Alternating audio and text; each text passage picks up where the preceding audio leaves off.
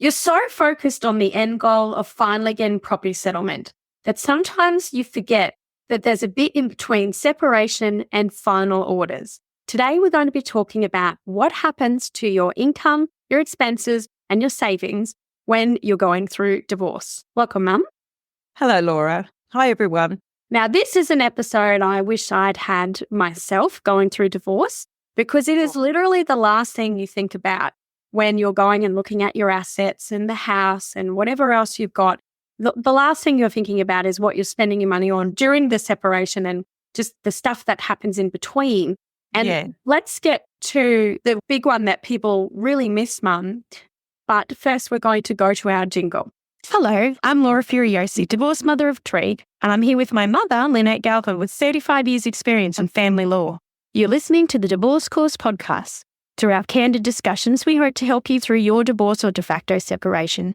We will be answering the most commonly asked questions and covering the stages and steps that you will face on your way to freedom.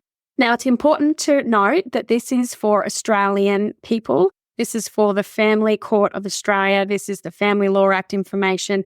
Always go and see a lawyer, as each individual situation is different. This is just a general discussion about the education around this kind of topic so that you're aware that you need to figure out what's going on with your situation. So, Mum, let's talk about savings first. Welcome, Mum. Yes. Thank you.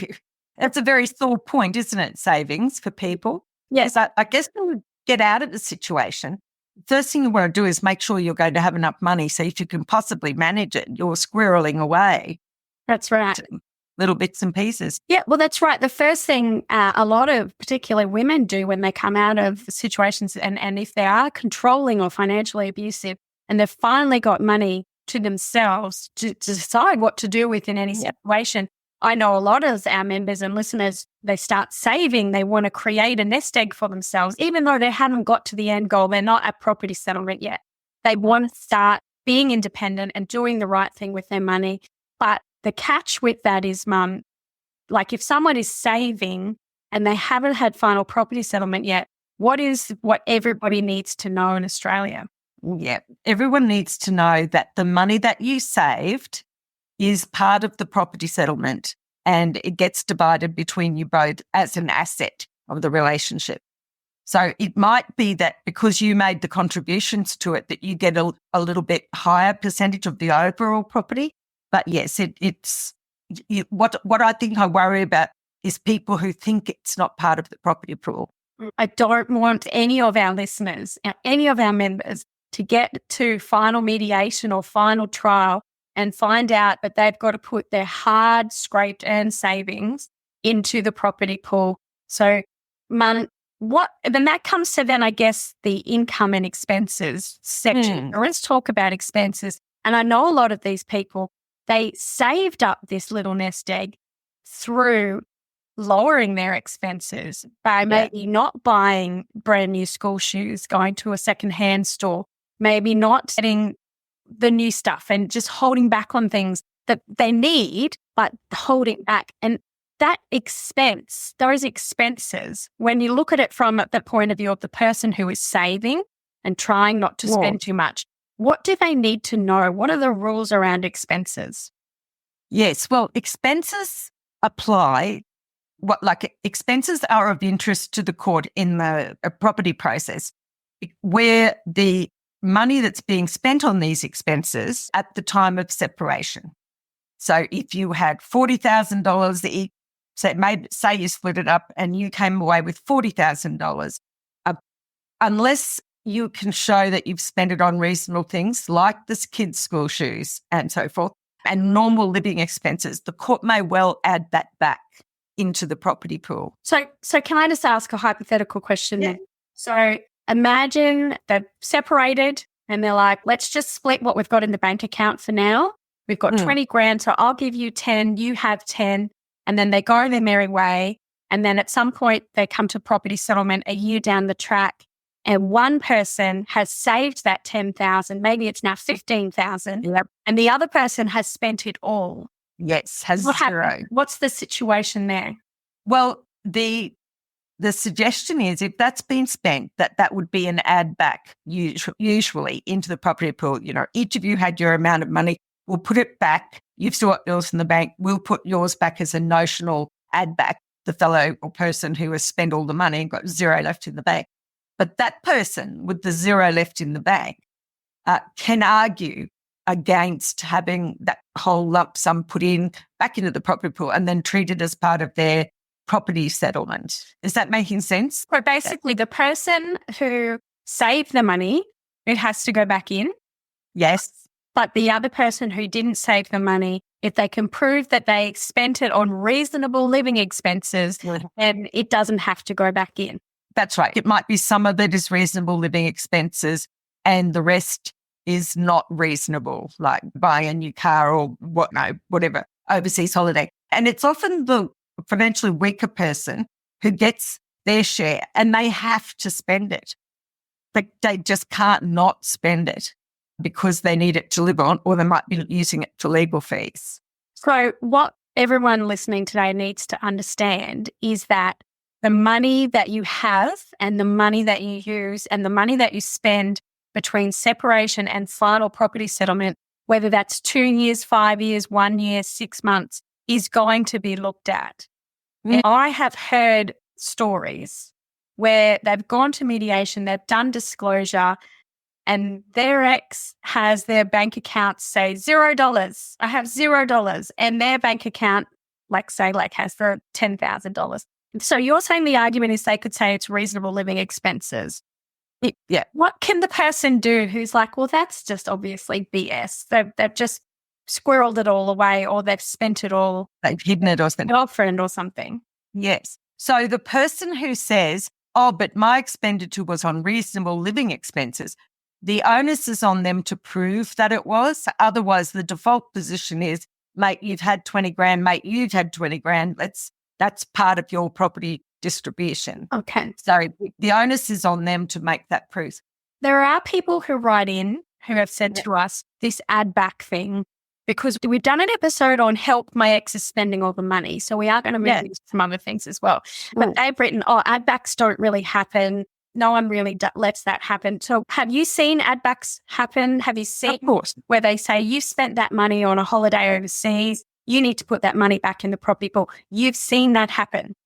Yes. Oh, yes. I read a case only yesterday, where the judge said about someone's credit card debt was factored in as a loss, debt of the parties. And he just said, no one's given any explanation why a post-separation debt is being added into the property pool, so I've taken it out. Right. So they are starting to be clear. What I think happens, Laura, is that the lawyers themselves are low in confidence sometimes, and they go, oh, no, don't worry about add backs, because, they are hard to prove. But you've just got to look at those cases of Weir and Townsend. It works. It works, but it's never been codified. It's not written out in the legislation. It's just by a lot of cases, but there are a lot of cases about it. So if your add backs didn't work, either the lawyer wasn't trying or your case wasn't one where it should have been add backs. I mean, we always have to argue the add backs. No one just automatically agrees to it. Right. So Mum's mentioned the case of Weir and the Townsend case. If you're interested in that, you can go and listen to our Patreon videos where Mum describes that case and explains how it all works. So you can go and listen to that if you're interested on Patreon, the divorce course. So Mum, you mentioned basically that you have to be proactive about this. So yes, you have to be proactively saying, well, that needs to be an add back. But we got this email only recently where the ex had tallied up how much it was now costing him to support his new girlfriend and then her child, not his child, but her child. And it was going to cost this much a month or whatever. And he'd been spending that much money on that person out of the matrimonial things. The ex was arguing that he needs that money. He can't afford to pay her, what she was asking because of that. But you were saying what? I was saying you don't get to prioritise another family over the family you've just left. Mm-hmm. And in particular, when it's not your child and it's another adult, because the court is dealing with this relationship. But also, this sort of issue was resolved very early on in the family court and Family Law Act's life. And the court has always been quite adamant that if someone gets a share of the property pool and spends it on something, whatever it is, that's fine. They can do that. But the court will still look at the 20 and not the extra expense. And then when they try to put in about future needs, oh, I've got to support this person. No, Section 75(2) of the Act says it's only an adult who you have a legal obligation to support. Right. All right. Right. And it doesn't include step parents or stepchildren. And that's been very clearly decided also in the child support legislation. So whatever that person's done with his money, fine, but the court's going to look at what he got and he can spend it on whatever he likes. And that's how the court does look at those sort of things. They're very minded about what you get and what you do with it. What about holidays? We get a lot of people write into us about holidays. So they say, my ex, we've separated, he's disappeared or she's disappeared for the last 2 months on a holiday in Bali, and I've got no way to stop them from spending our savings, and I can just see the bank draining out. What about holidays? I think that comes under the same category as any other radical expense. If it's come out of, and the court makes a clear division here, if it's come out of matrimonial money, like money from the relationship, from during the relationship, then the court will say, that's fine, you've spent that money, but it still goes in as a nominal asset on your side of the ledger. So you might have been going to get $100,000 property settlement, but because you went to Bali and you blew the first 20 that you had, well, you're only going to get 80 now. And the 20 will say, you've had that and you've spent it. Whereas your nana used to say, we've had tea and I've washed up if you went out to the kitchen for any more food. But there's a difference, though, between spending money that was in the marriage or available to the parties during the relationship and spending your wages. Yes, and we're going to get into that in a minute. Oh, okay, you're aware. We're going to get into the income and wages in a minute. Yes.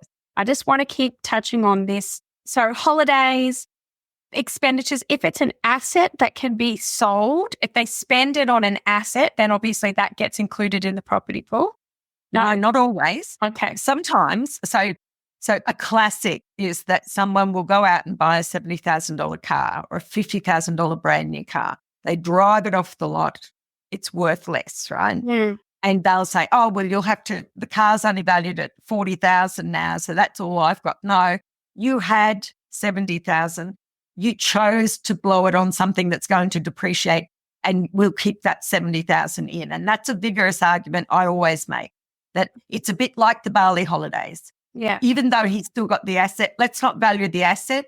Let's just keep that money that he had front of mind. And, the car is what he's done with his share. Okay. And that way he or she, they get to wear the whole weight of the depreciation of a vehicle.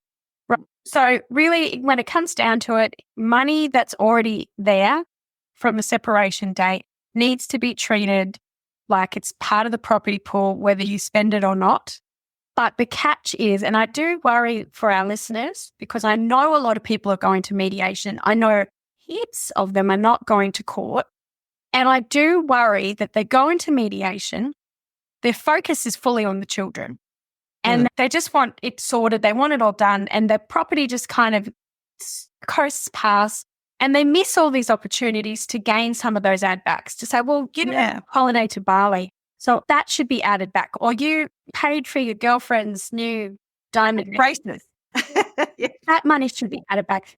How do people get the energy and the determination with their lawyer, if they've got one or without, to ask the mediator to include this, to ask the lawyers to include this? Because I know when people are going through divorce and mediation, they're triaging what's the most important thing to them. Yeah. And if you've got kids, it's going to be number one on your list is the kids. Yeah. And then the next thing's going to be the house and stuff. The last thing you're thinking about is these add backs. So how can you recommend people get the know-how and the power to be able to make sure that doesn't get missed out? Yeah, I think it's important to just start saying it. Just put it in every spreadsheet you do. Put it in the documents you do. Put it in at the amount that was taken, not the products that have been bought with it, and just be firm about it so that every discussion, you've got that written in there and you can raise it. Now, people, like you say, they're wanting to settle the children's matters, they're triaging their lives. It may be that you are just too exhausted and couldn't be bothered arguing over $10,000 or $20,000. You know how difficult it'll be if you raise it, and you might have to go to trial, and it's probably the only thing stopping settlement and all of those things. So sometimes people just make a rational decision to let that go, and that's fine. But otherwise, just keep documenting it. That seems to me to be the best way to make sure you don't forget it. But you can use these add backs as two ways. Like, you can use them as a shield. So if there's any allegations to you about you wasting money or what you've done or any little petty thing they've given to a relative years ago, you say, yes, but you've had these add backs, you've had these drawdowns, and I'm not going after you for those. So don't you start nitpicking with me, or I'll be raising those again. So it's kind of a shield, right? As well as a sword, to say, if you've got a reasonably small property pool, like 100,000, right, and each of you took 40,000, so there's only 20,000 left in its tin, hypothetically here, and they've blown theirs, you can't afford to let that go. You're going to have to keep arguing. And I hope, Rosie, what we're doing, hopefully, is helping people to know these things and keep an eye. It's terribly frustrating. It's hard. It's hard to watch. So let's get into wages and income.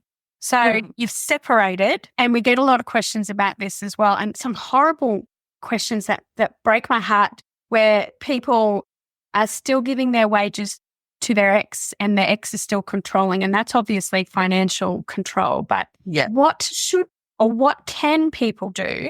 Obviously get legal advice and financial advice. But once you've got that separation date, once you are separated, what happens, and how is the income from your job looked at? It's yours. It's yours. You should, I think we always recommend, and I've done this all my working life, is recommended my clients to go and get another bank account, get their wages into there. And look, you will still have joint obligations, right, with the divorce or separation, especially in the early days. And you can then put money in if you want to for mortgage and put money in for other stuff. But start as you mean to go on, set up your own account, direct your wages into there. And that just starts to give you a feeling of self-determination of managing by yourself. Plus, you may need to show your wages if you're going to get a loan or rent a house. So your own bank account, preferably in another bank. I can see that look on your face. What do you think? We always tell our members to do that. Start as you mean to go on. Get your own bank account. Put your wages in that. If you're afraid that's going to cause drama, then maybe ring 1-800-RESPECT and just see what kind of relationship you might actually be in. Because if you're separating, you should be entitled to take your own pay and put it in your own account. And if you've got an amicable relationship and you trust them, you should be able to share the bills, etc., and put money back into another account. But you want to have control over your own money. So you're saying, Mum, that your wages, the money you earn, that's yours. That's not looked at. But let's see this look on your face. People make their money, right? Yes. Lots of people just have two bank accounts, if they're lucky, one for bills and one for income. Yeah. How do you pull apart the difference between what they've earned and what they're spending their money on, and it's like matrimonial money? Because people probably have a big bank account with lots of money in it. Well, hopefully for some people. I know I don't. Look, the thing is, if your wages get spent, then there's no asset left at the end of the relationship that can be attributed to you. In other words, you're not saving your money. It doesn't get put into the tin. If you spend it all, it doesn't get put into the tin. It's not an add back. You're entitled to live on your wages, right? But if you save it, it gets put back in. That's right, because it's deemed to be kind of surplus to your needs.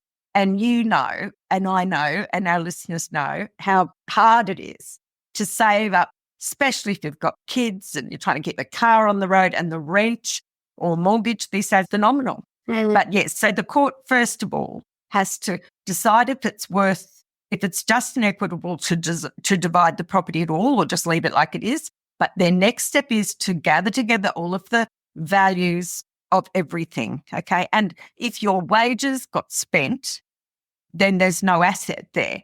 If, however, you didn't contribute to something that you should have been contributing to, then you may be penalised for that in a percentage reduction. All right. And that's what we get into next. And we have a great episode on mortgage, who pays the mortgage. And I'll put a link in the show notes for that. But this one really comes down to, there's obviously going to be bills between separation and property settlement for the house, electricity, real estate fees, rates, all of that stuff still got to keep going. They don't put a hold on it. I wish they did. I wish they went, oh, you're separating? We'll just put a hold on everything till you settle. That would be great. If anyone's listening who's in Parliament, create that. That'd be fantastic. But basically, you've got to keep the wheels going. Yes. And there are some people who write into us where their exes are jerks or they're incapable of being able to pay it and they're having to pay for everything. How does that get looked at? It depends. If it's a house that you're living in and you're paying for everything, the court won't go adding those payments back or anything like that. They expect you to support yourself and pay the utilities like phone and electricity and stuff for the property that you're in. So you don't get any credit for that. So there's no consequences if the other person isn't contributing. If, however, you might have paid something off, like you might have paid the car off post-separation, after separation, then that contribution is measured for you in percentage contribution of some sort because the car, imagining our car, and it was 75,000 and you've paid off 40,000 of it. Well, then you've increased the pool by 40,000, 20,000 by you, and you've also paid 20,000 that should have come from the other person. So that might get added back. So it's all those wheels and cogs, Laura, that need to go around. And I hear you when you say it'd be lovely if the banks and everyone would stop because of separation. And some of the banks do have programs for people who are genuinely separated. But of course, it could be rorted. I'm sorry to think like that. But, time anyone had problems with their mortgage or wanted to do something else with the mortgage, we're separated. Can we have a 6-month break? So that's probably why they haven't done it automatically. But they are very caring, the people in those areas. I feel like when it comes to expenses, when it comes to your income, when it comes to the matrimonial savings that you would have had before separation, if you are not super diligent and super organized with documentation of who spent what, when, where, how, you are going to find it hard to argue for all of these ad backs or using ad backs as a shield or trying to get, a fair go of this bit in between. And particularly for those people who they get separated and they just leave it for ages. Yeah. And then I see these people, they panic because they've noticed their ex is hiding money, buying properties, or things are getting sold for not what much they're worth. And they're seeing all this money shuffling going on. And then they realize, I really need to get this property settlement happening. Yes. And by then, when they sit down at mediation, and it's been going on for 2 years, they've got no idea where the money's gone. They've got no documentation of what's been spent on what. And it's quite a big mess. And I can see why people just throw their hands up in the air and go, whatever, let's just deal with what we've got. Yeah. And I think that is a strategy of the manipulative and controlling type. Absolutely. To just confuse the whole system, to just throw everything in and make you forget to ask for that ad back. And they will carry people along. We hear it all the time, Laura, don't we? Who thought it was going to be okay and we were going to be amicable and I didn't want to rush things, didn't want to make it bad. He asked for some time. She didn't want to do things for a while. And all the time, they've just been dangling their ex on a string while they are quickly making arrangements to suit themselves. And it is very hard to unpick. But here's a little word of maybe comfort or encouragement to someone. Need to start doing your disclosure but have no idea where to start? Feeling overwhelmed about mediation coming up? Or just trying to deal with negotiating with a manipulative ex? Then you need to go to thedivorcecourse.com.au to go to the free resources section where you can get a mediation checklist. All you need to do is go to thedivorcecourse.com.au and go to the free resource section and download the free checklists today. And all the time, they've just been dangling their ex on a string while they are quickly making arrangements to suit themselves. And it is very hard to unpick. But here's a little word of maybe comfort, maybe, or encouragement to someone. You'll never really know what a person's doing with the money in their lives, because that case of Gollings and Scott said people aren't expected to go into suspended animation. They've got to be able to use their money. But if there's money come out of a property pool or a bank account or the mortgage offset, that's what happens a lot. You know it went out. You can see it went out and it went into an account of his, and then you don't know what happened to it after that. That's fine. You just have to show that it went out of an account to another person, and that person has to explain what they did. And if they don't, the whole dollar amount, the whole of the money that went over should be added back in. I think the reason add backs don't get as good a run as they used to, as perhaps they should, is for a couple of reasons. One is it's complicated, expensive, and you're not sure if you'll win if you go to court. The second thing is I don't think enough of us are asking the judges to make findings about add backs. I think that because it's a bit hard, people are just letting it go. So one of the strategies that you could use to avoid this situation is be proactive and get your property settlement sorted sooner rather than later. Yep. And I know that's so hard because a lot of people write in, and I remember the last thing I wanted to deal with was figures and numbers, and Yes. I just needed a break. I needed just to disconnect from it all and stick my head in the sand. Obviously, I probably was an avoidant type, but you know, a lot of people don't want to deal with it. But it seems to me, I know you always describe it as a big ball of yarn, and they're slowly unpicking each bit to figure out each part of the divorce separation. But the longer you leave it, the bigger the ball of yarn gets. And I guess you've got to kind of be in your head saying, I know I need a break. I know I need some mental health time, but am I aware that the longer I leave it, the harder it's going to be? And if you've got a manipulative, controlling type or a high conflict type, the harder the argument is to get a fair amount. And there are playbook after playbook that these people follow. And it's always the same. It's drain the bank accounts, go on holidays, spend everything. And then accuse the other person of doing it. Yeah. And just Then accuse. And using the Davo method. You can go and listen to that episode, Ways to Protect Yourself from the Davo Method, which is a narcissistic strategy. Go listen to that episode. I'll put it in the show notes.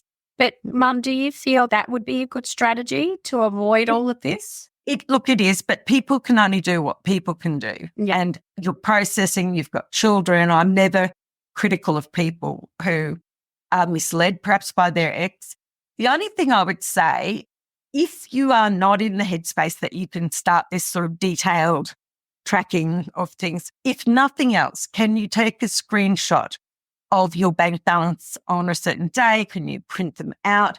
Can you even video the ones? I mean, a lot of us don't get hard copy bank accounts anymore, bank statements anymore.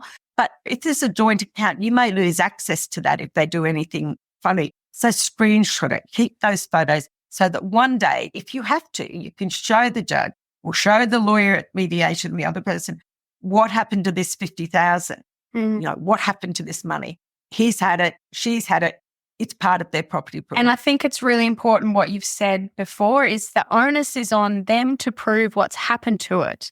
Yes. All you've got to do is show it's missing. And That's so right. the way you show it's missing is by having a screenshot of when it was there and a screenshot of when it's not there. That will save you. So there are lots of proactive things you can do. Yeah. You can also learn about the process. And I know a lot of people get so overwhelmed by it. That's why they don't do it. They don't know any of this. I didn't know any of this. So I was like, I don't want to deal with it. So if you learn and educate yourself and you're aware of what could happen, you're probably more likely to be a bit more proactive and get things rolling. We forgot to mention Services Australia. We get this question a lot. So some people save up Services Australia money, their pensions and things after, because again, a lot of people are in the mindset of I'm free, I'm an independent human and I'm going to save and be responsible and start my new life, even though they haven't had property settlement. What happens to money that you're given to by the government? Nothing different. It's not different. If you saved it up, the court's view, I think, is that if you were able to save your Centrelink money, you were using some other sort of money to eat and sleep, put clothes on your back and a roof over your head. So it is, calling it Centrelink money is just convenient if you're just going to make it go into a savings account. But in reality, it was meant for you, Julie Ron. You've been using something else. If you had lived on the Centrelink stuff, you'd have put the other cash in the account. Does that make sense? Yeah. So it's not separate. It's not a different character. Okay. And frankly, it's such a low amount of money. I take my hat off to anyone who can I know. We save had on it. a lady write in and she'd saved up all her money for Centrelink by not, I don't know, all these things she listed that she'd given up. And then her ex had said that needs to be included in the property pool and she was devastated. But yeah. If that happens to anyone that's listening here, think about this strategy. Say there are two pools here, two pools of property. One is the stuff we had when we separated, and that's fine. It carries on to now. But I say that this money that I saved up is a separate property pool. It's a post-separation property pool, and I made 100% of the contributions to this money. I should be allowed to keep it. Okay. Then it just is a financial resource in your head. But the two-pool approach is surprisingly not used as much as it should be. Mm-hmm. But Norbis, very old case, says that the court can look at it any way they want.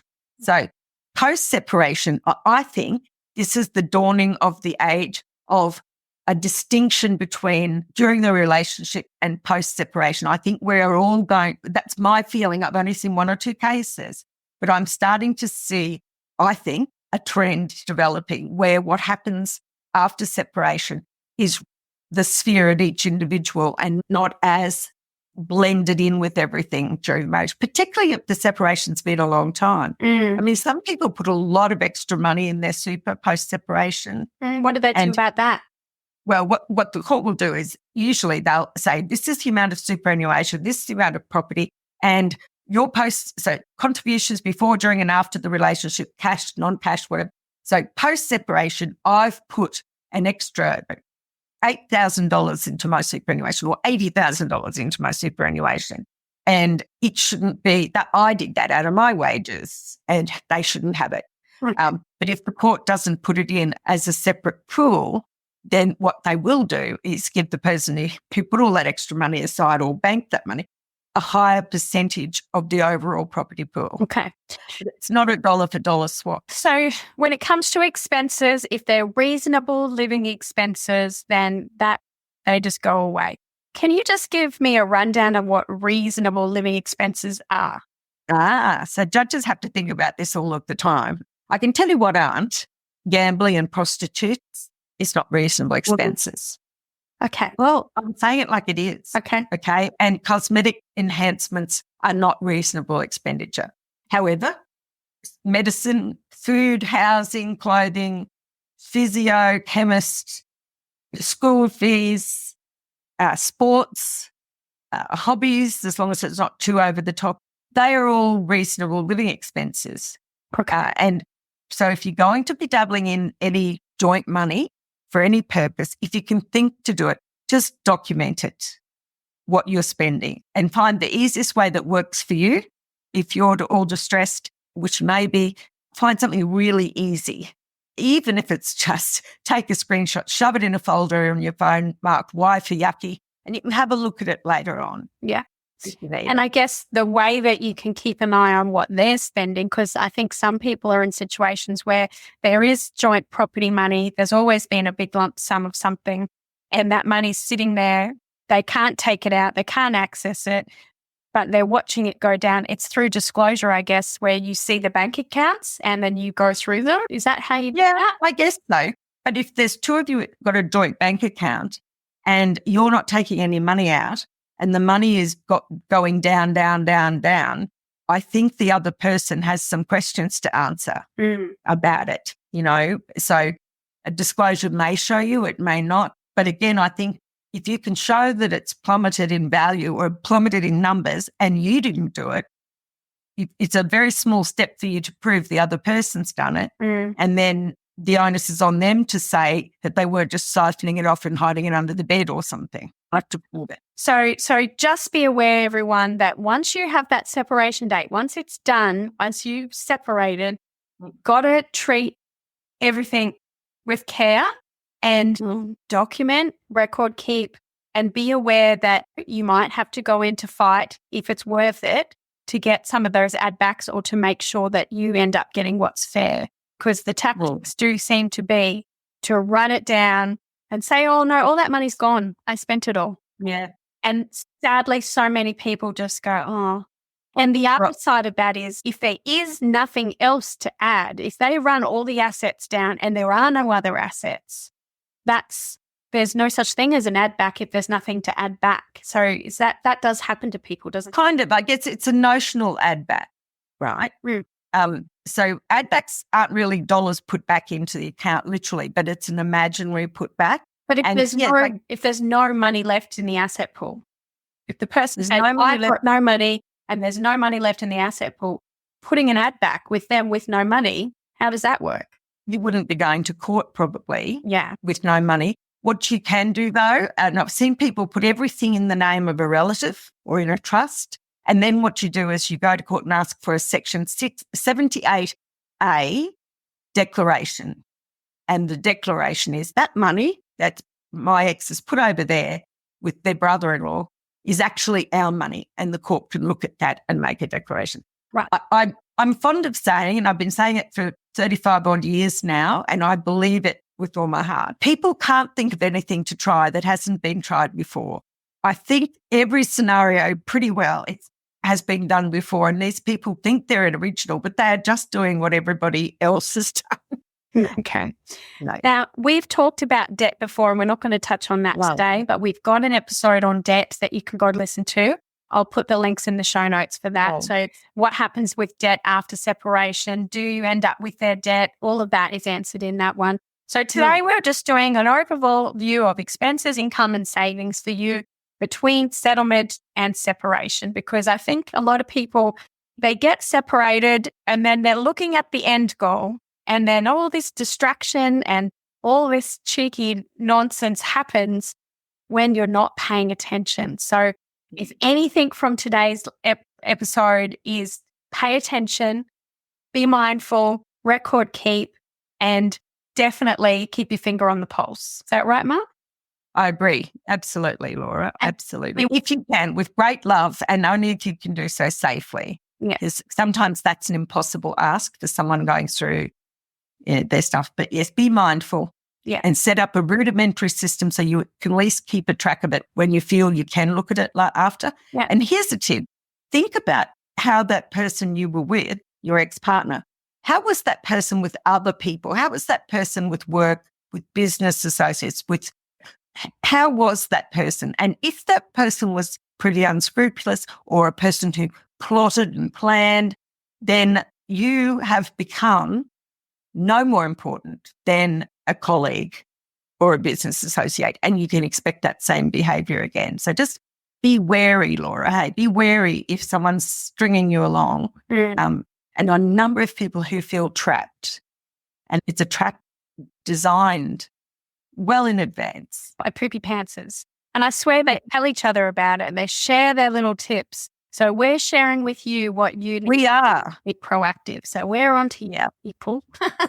But anyway, thank you, Mum, for today. Hope that answers some questions that might be running through your head or wakes you up to some things that maybe you haven't been watching or paying attention to. And go and see a lawyer. Get your advice, because every situation is different. We don't know your exact situation, and it might be that you have an exception to these things. Like it might be different for you. But go and see a lawyer. If you've got a lawyer and they seem to be not getting involved with ad backs, ask them why they're not doing ad backs, and ask them, can they give you that advice in writing, and just make them think about it. Because sometimes I think in the profession we get busy, court day after court day after court day, and I'm in the luxury position of being able to read cases, and I love that. I can keep up to date.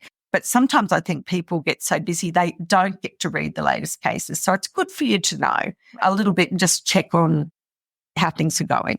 with your lawyer. And if anyone's interested in that, we're episode, we're a We're case, you can go listen to that on our Patreon account. All right. Thank you so much for your time, Mum. Good luck. No worries. Running things out there. And all the best. We'll be back next week. Bye. Okay. Bye. If you found this podcast helpful, we'd love it if you could rate, review and subscribe. By doing so, you are spreading the word to help someone else just like you. Lynn would like to remind you that this podcast is general advice only, and you should always get legal advice in relation to your particular situation. And remember that the Australian laws may have changed since recording.